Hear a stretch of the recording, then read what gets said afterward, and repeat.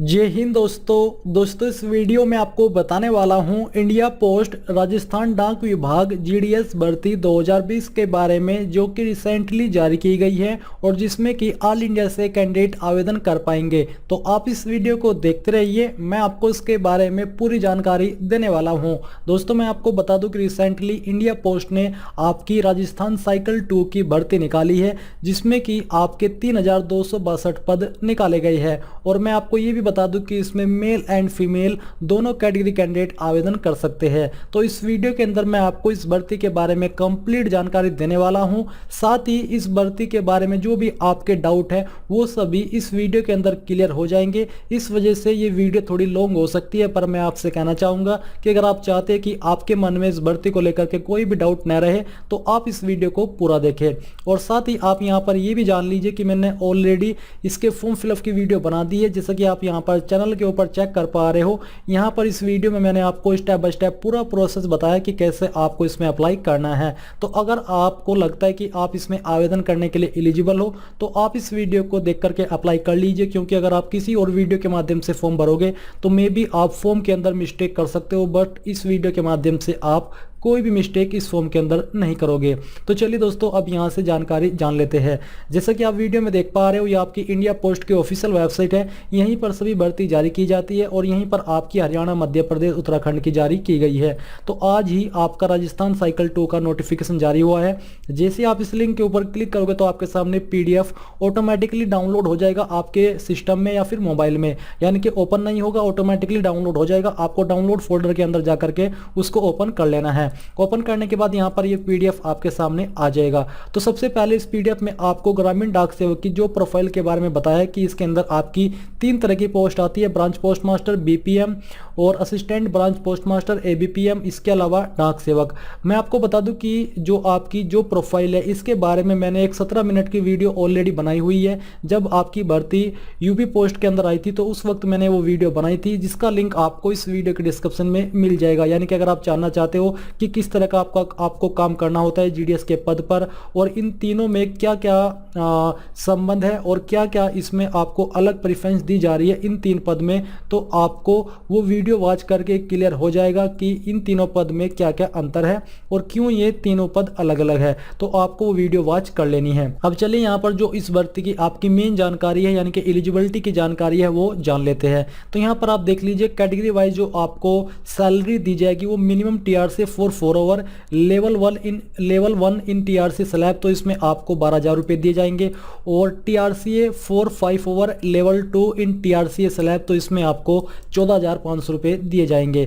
और जो आपकी एबीपीएम और डाक सेवक की कैटेगरी है इस पर आपको 10,000 रुपए दिए जाएंगे 4 घंटे के लिए, और 5 घंटे के लिए आपको 12,000 रुपए दिए जाएंगे। अब आप सोच रहे हो कि ये 4 घंटे और 5 घंटे क्या है, तो यही जानकारी आपको इस वीडियो में जानने को मिलेगी, जो कि मैंने अलग से जो प्रोफाइल के बारे में बनाई है। तो आप वो वीडियो बाद में वॉच कर लीजिए, पहले आप जान लीजिए इस भर्ती के बारे में नॉर्मल जानकारी।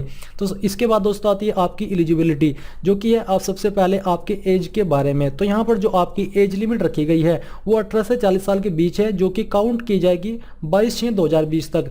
यानी कि ना तो आपकी उम्र 22/6/2020 तक 18 से कम होनी चाहिए और ना ही 22/6/2020 तक आपकी उम्र 40 साल से ज़्यादा होनी चाहिए। साथ ही इसके अलावा भी गवर्नमेंट रूल्स के अकॉर्डिंग SC/ST कैंडिडेट को आयु सीमा के अंदर 5 साल की छूट मिलेगी, यानी कि वो 45 साल की उम्र तक भी आवेदन कर सकते हैं। ओबीसी कैंडिडेट को 3 साल की छूट मिलेगी, वो 43 साल की उम्र तक आवेदन कर पाएंगे। बट इनको अप्लाई करते वक्त जो सेंट्रल गवर्नमेंट के द्वारा जारी किया गया आपका कास्ट सर्टिफिकेट है वो देना होगा जब आप इस फॉर्म को भरोगे। साथ ही कुछ और कैटेगरी को आप यहाँ पर देख सकते हो। अगर आप विकलांग हो तो आपको 10 साल की छूट मिलेगी। अगर आप विकलांग भी हो और ओबीसी कैटेगरी से हो तो आपको 13 साल की छूट मिलेगी। और अगर आप पीडब्ल्यूडी यानी कि विकलांग हो और SC/ST से हो तो आपको 15 साल की छूट आयु सीमा के अंदर दी जाएगी। अब दोस्तों बात कर लेते हैं एजुकेशनल क्वालिफिकेशन यानी कि शैक्षणिक योग्यता के बारे में, जो कि इसका महत्वपूर्ण पॉइंट है। इसके बारे में आप जानकारी अच्छे से समझ लीजिए। तो बेसिकली इसमें आवेदन करने के लिए आपसे सिर्फ 10वीं पास की योग्यता मांगी है, बट यहाँ पर भी कुछ कंडीशन है। और वो कंडीशन क्या है कि जो आपकी 10वीं है उसमें आपके पास मैथमेटिक्स सब्जेक्ट होना जरूरी है और इंग्लिश सब्जेक्ट जरूरी है। साथ ही जो आपकी लोकल लैंग्वेज है राजस्थान की, जो कि आपकी हिंदी है, वो सब्जेक्ट भी होना जरूरी है। यानी कि आपके पास 10वीं में 3 सब्जेक्ट तो होने ही चाहिए, मैथमेटिक्स, हिंदी एंड इंग्लिश, तो तभी आप पूरी तरीके से एलिजिबल हो पाओगे इसमें आवेदन करने के लिए। कहने के तो उसमें सिर्फ 10वीं पास है, बट ये जो कंडीशन है ये जरूरी आपके पास होनी चाहिए। साथ ही यहाँ पर दोस्तों मैं आपको बता दूं कि जो कैंडिडेट 10वीं के माध्यम से अप्लाई कर रहे हैं और जिन्होंने 10वीं अपनी फर्स्ट अटैम्प्ट के अंदर कंप्लीट कर ली थी, उनको उन कैंडिडेट के मुकाबले ज़्यादा प्रीफरेंस दी जाएगी जिन्होंने सेकंड अटैम्प्ट में या फिर उससे ज़्यादा अटैम्प्ट में अपनी 10वीं पास की है, क्योंकि इसमें सिलेक्शन जो आपका होगा वो मेरिट के आधार पर किया जाएगा, जो कि आगे मैं आपको इस वीडियो में ऑफिशियल नोटिफिकेशन से कंफर्म भी करने वाला हूं। अब सेकंड पॉइंट आता है आपका क्वालिफिकेशन का, वो है compulsory knowledge of local language. तो लोकल लैंग्वेज आपकी राजस्थान की है हिंदी, तो आपको लोकल लैंग्वेज यानी कि हिंदी बोलनी, पढ़नी और लिखनी आनी चाहिए।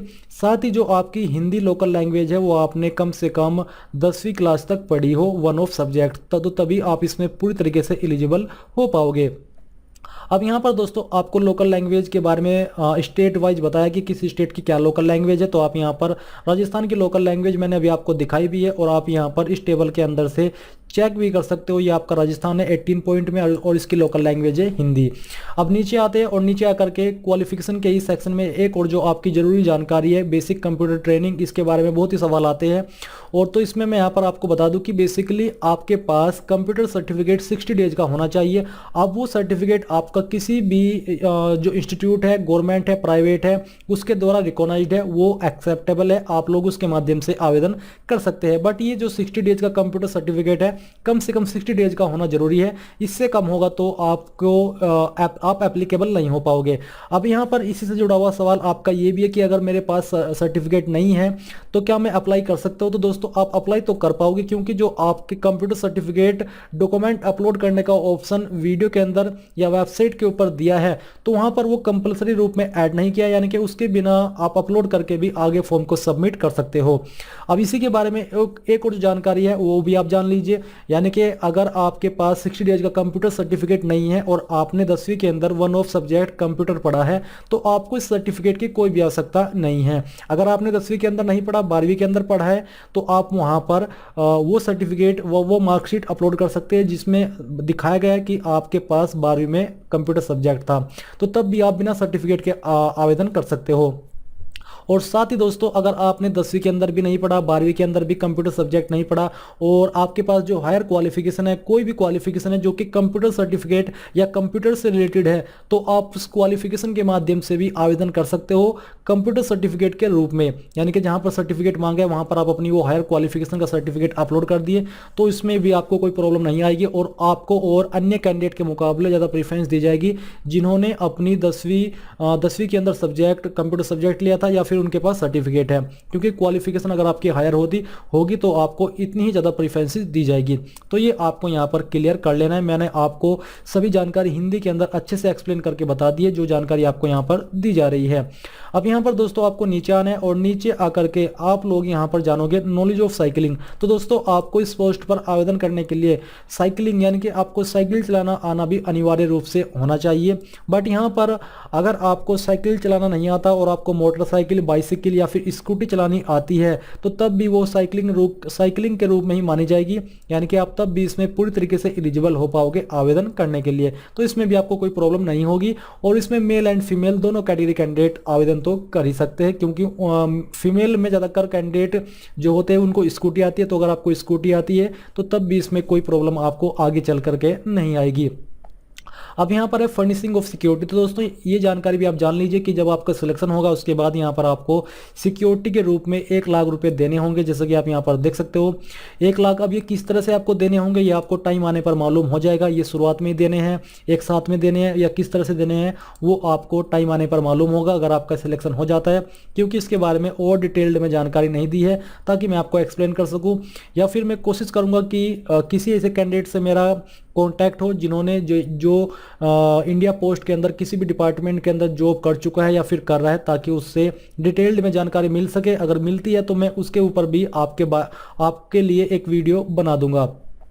अब यहाँ पर दोस्तों नीचे आते हैं और नीचे आकर के आपको यहाँ पर जानने को मिलेगी एप्लीकेशन फीस की जानकारी। तो बेसिकली इसमें आवेदन करने के लिए जनरल ओबीसी को 100 रुपए एप्लीकेशन फीस देनी है, बट SC ST कैंडिडेट और फीमेल कैटेगरी कैंडिडेट चाहे वो किसी भी कैटेगरी से हैं उनको आवेदन करने के लिए कोई भी एप्लीकेशन फीस देने की आवश्यकता नहीं पड़ेगी। मेथड ऑफ एंगेजमेंट जो आपका रहेगा वो आपका मेरिट के आधार पर रहने वाला है। आप यहाँ पर फीस के बारे में जानकारी देख ही पा रहे हो, बट जान लीजिए कि इसमें जो आपका सिलेक्शन किया जाएगा वो सिर्फ मेरिट के द्वारा किया जाएगा, जो कि एक कंप्यूटर जनरेटेड मेरिट लिस्ट आपकी बनेगी। इसमें आपको कोई भी एग्जाम देने की आवश्यकता नहीं है, कोई भी आपका इंटरव्यू नहीं होगा। जैसे ही आपकी मेरिट लिस्ट लगेगी उसके बाद कैंडिडेट को डॉक्यूमेंट वेरिफिकेशन के लिए बताई हुई लोकेशन पर बुलाया जाएगा।